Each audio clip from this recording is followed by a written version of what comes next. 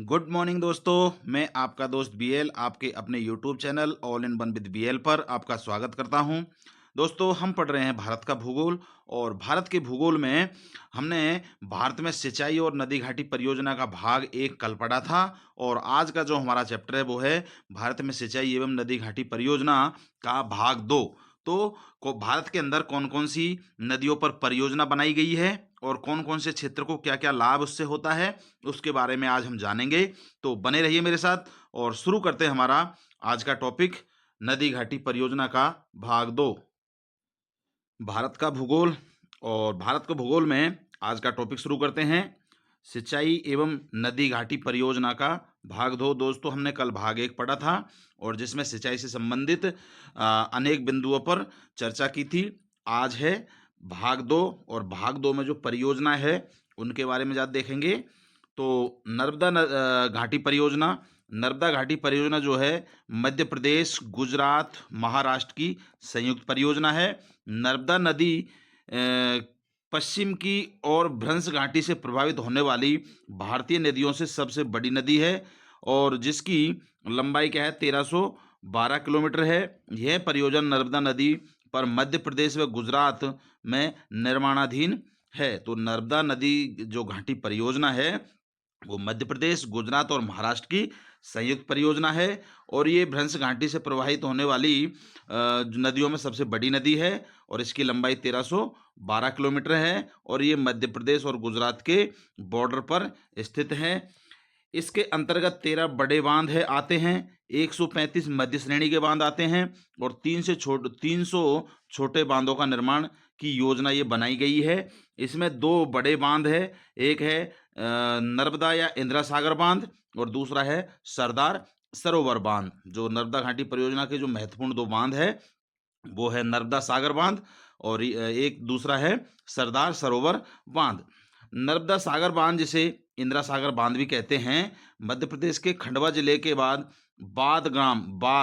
गांव है, इस गांव का नाम है बाद ग्राम के निकट निर्माणाधीन है और इससे 1000 मेगावाट विद्युत उत्पादन तथा 1.23 लाख हेक्टेयर भूमि की सिंचाई का लक्ष्य रखा गया है। मतलब जो इंदिरा सागर बांध है वो खंडवा जिले में है, मध्य प्रदेश के खंडवा जिले के बाद गांव में है और 1000 मेगावाट बिजली उत्पादन और 1.23 लाख हेक्टेयर भूमि पर सिंचाई का लक्ष्य इसमें निर्धारित किया गया है।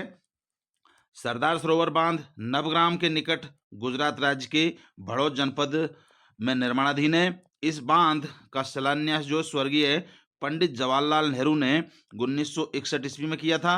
नर्मदा नदी का 87% भाग जो है मध्य प्रदेश में, 11% गुजरात में और 2% महाराष्ट्र में प्रवाहित होता है। तो इस बांध का जो है, सरदार सरोवर बांध का जो पानी है वो 87% मध्य प्रदेश को मिलता है, 11% गुजरात को और 2% भाग महाराष्ट्र को मिलता है।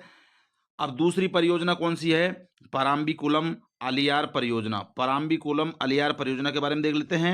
यह केरल तथा तमिलनाडु की संयुक्त परियोजना है और इस परियोजना के अंतर्गत अन्नामलाई के से निकलने वाली 6 नदियों एवं कार्डमम पहाड़ी से निकलने वाली 2 नदियों को सुरंग के माध्यम से मिलाकर अनेक जलाशय निर्मित किए गए हैं और इन जलाशयों से तमिलनाडु के कोयम्बटूर और केरल के त्रिशूल क्षेत्र की भूमि को सिंचित किया जाता है। तो पराम्बीकुलम अलियार परियोजना है वो तमिलनाडु और केरल दोनों की संयुक्त परियोजना है। इसमें 6 नदी जो अन्नामलाई से निकलती है और 2 नदी जो कार्डमम से निकलती है, इनको सुरंग के माध्यम से एक स्थान पर मिला करके अनेक जलाशय बनाए गए हैं और इन जलाशयों से कोयम्बटूर जो तमिलनाडु में है और त्रिशूल क्षेत्र जो केरल में, यहाँ की भूमि को सिंचाई किया जाता है। अगली परियोजना है काकरापार परियोजना। तो काकरापार परियोजना जो है ताप्ती नदी के जल के समुचित उपयोग के लिए गुजरात सरकार ने एक व्यापक परियोजना बनाई है और इस परियोजना के अंतर्गत सूरत से 80 किलोमीटर दूर तक एक बांध निर्माण किया गया है और जिसकी लंबाई 621 मीटर और ऊंचाई 14 मीटर है। तो काकरापार परियोजना क्या है, गुजरात की एक परियोजना है जो ताप्ती नदी पर बनी हुई है और इस परियोजना के अंतर्गत सूरत से 80 किलोमीटर दूर एक बांध बनाया गया है जिसकी लंबाई 621 मीटर और ऊंचाई 14 मीटर बनाई गई है। इसका निर्माण कार्य जो है वो 1953 में पूर्ण हो गया था। अगली परियोजना है सरदार सरोवर परियोजना। सरदार सरोवर परियोजना 8 वर्षों की लंबी प्रतीक्षा के बाद, ये देखिए, ये परियोजना है जो पहले से चल रही है, लेकिन इनमें कुछ अमेंडमेंट, किसी की हाइट बढ़ाना, तो इस तरह की जो घटना है वो तात्कालिक घटना है, वो कुछ ही सालों के अंदर हुई है। तो 8 वर्षों की लंबी प्रतीक्षा के बाद केंद्र सरकार ने गुजरात सरकार को सरदार सरोवर बांध की ऊंचाई 121 मीटर से बढ़ा करके 138 मीटर करने की स्वीकृति 2014 में दे दी गई थी, तथा 2017 में इसका उद्घाटन हुआ था। मतलब इसकी जो सरदार सरोवर परियोजना की जो ऊंचाई थी वो 121.9 मीटर थी। इसको सरकार ने मान्यता दे दी थी 2014 में कि 138.60 मीटर इसकी ऊंचाई की जाएगी, और 2014 में ये स्वीकृति मिल गई थी, और इसका जो उद्घाटन हुआ था वो 2017 में हुआ था। सरदार सरोवर परियोजना सिंचाई, विद्युत एवं पेयजल के लाभों को पाने के लिए समर्पित एक बहुउद्देशीय परियोजना है, जिससे गुजरात, मध्य प्रदेश, महाराष्ट्र और राजस्थान के हित जुड़े हैं। तो ये सरदार सरोवर परियोजना क्या है? बहुउद्देशीय परियोजना है। इससे सिंचाई के काम में भी जल आता है, विद्युत उत्पादन में भी काम आता है, और पानी पीने के काम में भी जल का उपयोग किया जाता है। इस परियोजना का उद्घाटन जो है पंडित जवाहरलाल नेहरू ने 5 अप्रैल 1961 को किया था। नर्मदा पर बने 31 बड़े बांधों में से यह परियोजना अपने उद्घाटन के समय से ही विवादों का केंद्र रही थी। तो जब नर्मदा नदी पर यह परियोजना है, सरदार सरोवर परियोजना, ये विवादों में रही। अब विवाद किस किस कारण के रहे थे कि कभी राज्यों के बीच नदी जल के बंटवारे को लेकर विवाद रहा, कभी पर्यावरणीय कारणों से मतलब विवाद रहा, कभी बांध की ऊंचाई को लेकर के विवाद रहा, कभी विस्थापित लोगों के पुनर्वास को लेकर भी इसमें विवाद रहा, और कभी बढ़ते लागत और व्यय को लेकर भी ये विवाद में रही थी। तो मतलब ये जो सरदार सरोवर परियोजना है, जो इसका निर्माण शुरू हुआ तब से ही ये विवादों में रही है, और अभी भी इसकी ऊंचाई बढ़ाने के लिए भी ये विवाद का कारण बनी हुई है। सर्वोच्च अदालत ने 2000 से ही बांध की ऊंचाई बढ़ाने की अनुमति दे दी थी। मतलब सर्वोच्च न्यायालय है, उसने 2000 से ही बांध की ऊंचाई बढ़ाने की अनुमति दे दी थी, लेकिन विस्थापित लोगों के पुनर्वास संबंधी विवाद के कारण ये मामला रुका गया था। दोस्तों, जैसे कोई भी बांध बनाया जाता है तो उसके पानी के भराव क्षेत्र में, या जो गांव डूबते हैं या डूब क्षेत्र में आते हैं, उनको वहां से उठा करके और विस्थापित किया जाता है दूसरी जगह पर। तो उनको उसमें कई बार तो ये होता है कि जो स्थानीय लोग होते हैं, जो पानी के भराव क्षेत्र के अंदर जिनका गांव आता है, वो लोग मानते नहीं है कि भाई हमें मुआवजा ज़्यादा दिया जाए, या ज़मीन दी जाए, या घर दिया जाए। तो ऐसे विवादों के कारण ये मामला अभी तक रुका हुआ है। नर्मदा पर बने बांध बनाए जाने के विरुद्ध मेघा पाटेकर के नेतृत्व में 1985 ईस्वी में नर्मदा बचाओ आंदोलन सक्रिय। देखो, नर्मदा बचाओ ये जो परियोजना है, उसमें एक मतलब नेता था मेघा पाटेकर, उसके नेतृत्व में 1985 से नर्मदा बचाओ आंदोलन चल रहा है। स्टैचू ऑफ यूनिटी इसी बांध पर है, और यह प्रतिमा सरदार वल्लभ भाई को पटेल को श्रद्धांजलि की प्रतीक के रूप में बनाई गई है, जो वर्तमान सरकार ने बनाई है। और इस यह दुनिया का सबसे बड़ा दूसरा कंक्रीट बांध है, सॉरी। तो ये सरदार सरोवर परियोजना जो है, ये बांध जो है दुनिया का सबसे बड़ा दूसरे नंबर का कंक्रीट बांध है। अब अगली परियोजना जो है किशनगंगा परियोजना है। ये भारत के जम्मू कश्मीर राज्य के बांदीपुरा जिले में किशनगंगा नदी पर है। इस पर 330 मेगावाट की जल विद्युत परियोजना है, और इसके अंतर्गत 24 किलोमीटर लंबी सुरंग के द्वारा किशनगंगा के जल को झेलम की अन्य सहायक नदी से बोन्नार नल्ला तक ले जाने की योजना है। तो ये किशनगंगा परियोजना क्या है, जम्मू कश्मीर के बांदीपुर जिला में है। 330 मेगावाट की विद्युत योजना की परियोजना है ये, और 24 किलोमीटर लंबी सुरंग से कई नदियों का पानी एकत्रित करके इस परियोजना का कार्य किया जाता है। हेग स्थित अंतर्राष्ट्रीय मध्यस्थता अदालत में पाकिस्तान की आपत्तियों को निराधार बताई। इस परियोजना को लेकर के पाकिस्तान ने भी कई आपत्ति उठाई थी, तो वो भी निराधार बताई गई थी, वो अंतर्राष्ट्रीय हेग जो न्यायालय है उसके द्वारा। किशनगंगा परियोजना के लिए 20 अक्टूबर 2013 को अंतिम निर्णय भारत के पक्ष में लिया गया था। तो 20 दिसंबर 2013 में भारत के पक्ष में निर्णय आया था कि पाकिस्तान के जो आरोप लगाए हैं वो बेबुनियाद हैं। किशनगंगा झेलम की सहायक नदी है, और जिसे पाकिस्तान में नीलम के नाम से जाना जाता है। इस परियोजना के अंतर्गत इस पर बांध बनाकर गुरेज घाटी से 130 मीटर गहरा जलाशय बनाया गया है। तो मतलब जो किशनगंगा है वो झेलम की सहायक नदियां है, और पाकिस्तान में इसका नाम नीलम है, और ये इस पर बांध बनाकर गुरेज घाटी में 130 मीटर गहरा जलाशय का निर्माण किया गया है तथा किशनगंगा के जल को बोनर मदमती नाला झेलम की एक अन्य सहायक नदी जो बूलर झील में गिर करके पुनः झेलम में मिलती है, वहां पर विस्थापित इसको किया गया है। यह परियोजना हिमाचल प्रदेश के लाहौर स्पीति क्षेत्र में चंद्रभागा नदियों से निर्मित संगम पर चिनाब नदी पर स्थित है। 10 अक्टूबर 2008 को प्रधानमंत्री मनमोहन सिंह द्वारा इसे राष्ट्रपति को समर्पित किया गया था और यह परियोजना जो है सन 1992 से इसमें शुरू की गई थी। अब इसके बाद में है बगलिहार परियोजना। तो बगलिहार परियोजना के बारे में देख लेते हैं कि ये भी जम्मू कश्मीर राज्य के रामबाग जिले में चिनाब नदी पर 445 मेगावाट की जल विद्युत परियोजना चंद्रकोट गांव में स्थित है। रामबन जम्मू कश्मीर का नवीन जिला है। पहले यह डोडा का हिस्सा हुआ करता था, डोडा के अंतर्गत आया करता। तो बगलिहार परियोजना वो भी जम्मू कश्मीर में है, रामबाग जिले में है, चिनाब नदी पर है। 450 मेगावाट बिजली उत्पादन की परियोजना ये जो चंद्रकोटा गांव के अंदर है। और जो रामबन जो है नया जिला बनाया गया है, ये जम्मू कश्मीर का, पहले ये डोडा जिला के अंतर्गत आता था। अब अगली परियोजना जो है उकाई परियोजना है और ये गुजरात सरकार की प्रमुख बहुउद्देशीय परियोजना है और इसके अंतर्गत सूरत से 116 किलोमीटर दूर उकाई नामक स्थान पर ताप्ती नदी पर यह परियोजना निर्मित की गई है। यहीं पर 4928 मीटर लंबा तथा 69 मीटर ऊंचा एक विशाल बांध बनाया गया है। इससे निकलने वाली नहर से भूमि की सिंचाई की जाती है। तो ये उकाई परियोजना जो गुजरात की परियोजना बहुउद्देशीय परियोजना के अंतर्गत सिंचाई भी की जाती है, विद्युत उत्पादन में किया जाता है, पीने के काम में पानी को लिया जाता है। तो ये उकाई परियोजना के से किया जाता है।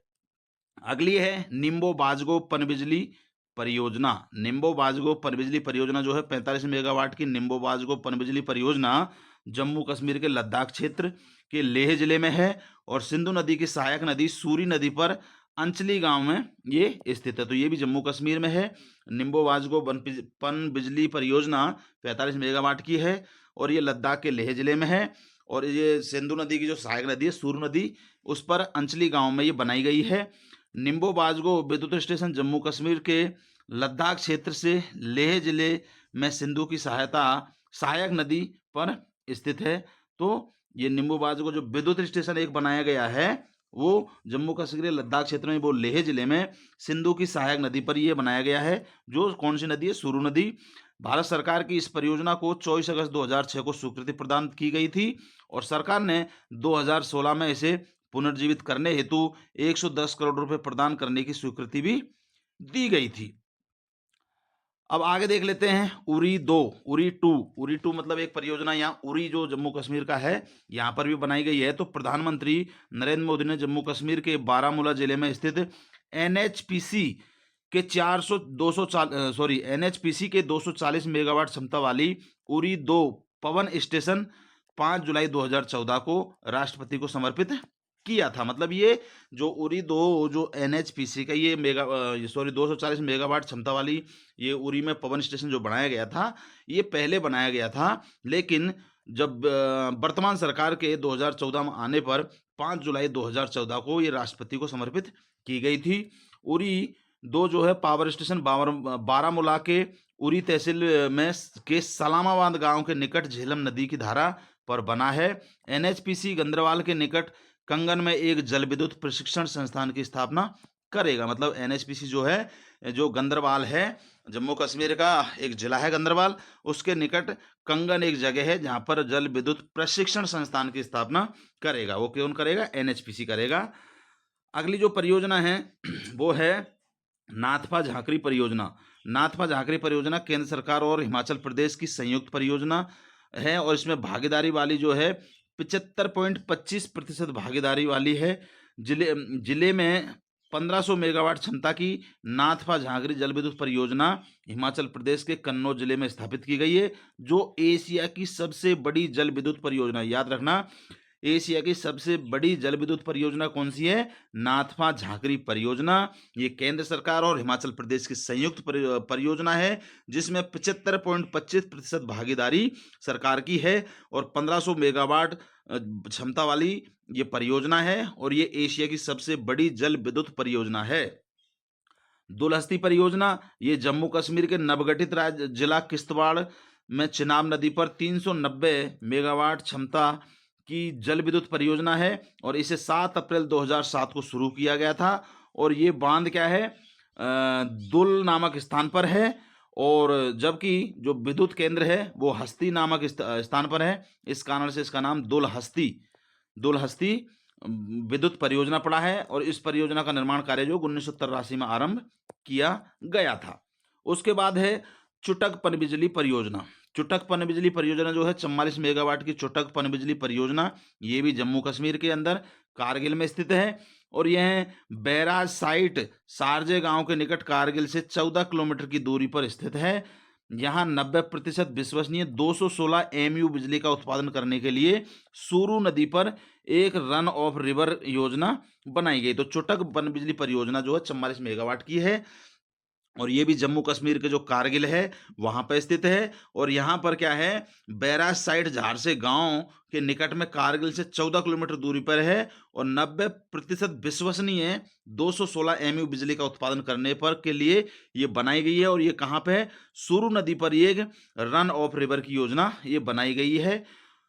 चुटक पनबिजली परियोजना में सूरू नदी के दाहिने किनारे पर भूमिगत पावर हाउस निर्माण शामिल है। मतलब एक भूमिगत पावर हाउस भी बनाया गया है। वो कहाँ बनाया गया है, सूरू नदी के दाहिने किनारे पर। और भारत सरकार द्वारा इसे 24 अगस्त 2006 को स्वीकृति प्रदान की गई थी। जम्मू कश्मीर राज्य के 70% भूभाग में फैला यह क्षेत्र समुद्र तल से 2400 से 4500 मीटर ऊंचाई में स्थित है। और यह विश्व में सर्वाधिक ऊंचाई पर स्थित जनसंख्या वाले क्षेत्रों में से एक है। मतलब विश्व में ऐसे क्षेत्र जो सर्वाधिक ऊंचाई पर वहां पर लोग निवास करते हैं उनमें से एक क्षेत्र ये भी है। अब देखते हैं कि दांतीवाड़ा बांध क्या है। ये बनास नदी के जल का समुचित उपयोग करने के लिए गुजरात सरकार ने बनासकांठा जिले के निकट दांतीवाड़ा बांध का निर्माण किया गया था और जिसकी लंबाई 274 मीटर है। और इस परियोजना के अंतर्गत निर्मित सागर की कुल जनसंख्या जल संचयन 16.40 अरब घन फुट है। और इस जल से 1.10 लाख हेक्टेयर भूमि सिंचित की जाएगी। तो ये दांतीवाड़ा जो परियोजना है ये बनास नदी पर है। गुजरात सरकार द्वारा बनासकांठा जगह पर जिले में ये दांतीवाड़ा बांध का निर्माण किया गया है और इसकी लंबाई क्या है, 274 मीटर है। और ये इस परियोजना के अंतर्गत जो है सागर की कुल जल संचयन जो है 16.40 अरब घन फुट है और इस जल से 1.10 लाख हेक्टेयर भूमि सिंचाई की जाएगी। और जो बनास पर दूसरी परियोजना बनने वाली है वो है डूंगरी बांध परियोजना। और ये बनास नदी पर डूंगरी गांव ये राजस्थान में है और डूंगरी गांव के नज़दीक ये बांध बनाने की एक मंजूरी केंद्र सरकार द्वारा दी गई है जो ARCP के तहत दी गई है। और ये परियोजना जो है सिंचाई के लिए बनाई जाएगी, किंतु वर्तमान में इसका कार्य अभी आरंभ नहीं हुआ है क्योंकि यह विस्थापन को लेकर के विवाद में चल रही है। तो ये बनास नदी पर जो है डूंगरी बांध परियोजना बनने वाली है। ये इसके अंतर्गत कई गांव मतलब पानी के भराव क्षेत्र के अंतर्गत आ रहे हैं और उन गांवों को विस्थापित करने के लिए अभी विवाद चल रहा है। स्थानीय लोगों द्वारा भी इस चीज़ को लेकर के आंदोलन किया जा रहा है। तो अभी तक ये परियोजना का कार्य चालू नहीं हुआ है, लेकिन निकट भविष्य में ये कार्य जल्दी ही चालू होने की संभावना है। तो दोस्तों ये था आज का हमारा जो है परियोजनाओं सिंचाई और परियोजनाओं के बारे में भाग 1 और 2 में हमने सिंचाई और जल विद्युत परियोजना जो थी उनके बारे में सबके बारे में हमने जाना। मुझे आशा है कि परीक्षा की दृष्टि से आपके लिए महत्वपूर्ण सिद्ध होने वाला है। दोस्तों आपसे रिक्वेस्ट है चैनल को सब्सक्राइब कर लीजिए, वीडियो को लाइक करके कॉमेंट कर दीजिए और अपने दोस्तों के साथ भी शेयर कर लीजिए। तो दोस्तों अंबू जी दीजिए इजाज़त और मिलते हैं भारत के भूगोल के एक और इम्पोर्टेंट टॉपिक के साथ में। तब तक के लिए नमस्कार, धन्यवाद।